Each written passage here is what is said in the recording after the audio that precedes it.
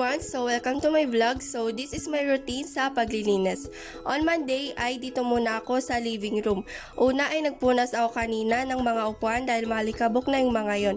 At syempre, pagkatapos naman ay nagwalis na ako ng living room. Pagkatapos ko naman nagwalis ay nagmap na rin ako para yung mga alikabok niya ay mapunasan din. Ang schedule ko sa Tuesday ay dito naman sa labas. Syempre nagwalis na ako dyan dahil may mga dahon na nahulog galing sa puno ng kapitbahay. Charis. And pagkatapos ko nagwalis ay nagdilig na ako ng mga halaman at tuwang-tuwa na naman dyan si mama.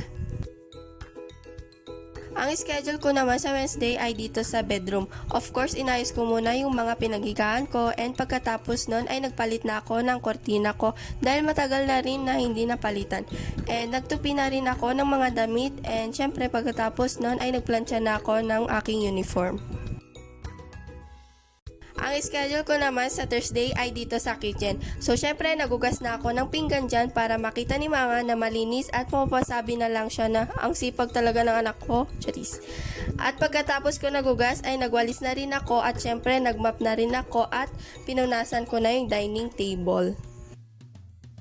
Ang schedule ko naman sa Friday ay dito sa bathroom. So, syempre nagigib muna ako para may tubig dito sa CR. And pagkatapos ko magigib ay nilinisan ko na rin yung toilet.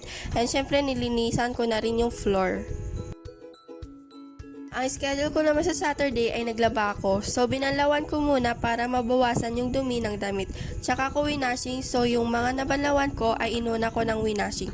At pinagpatuloy ko na ang pagbabanlaw para mabilis din matapos.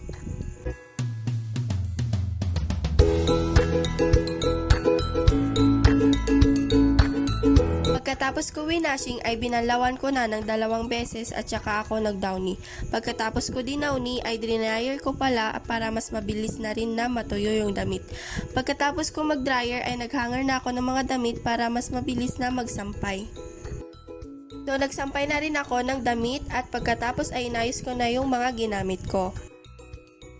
So ginawa ko naman ng Sunday ay naghugas.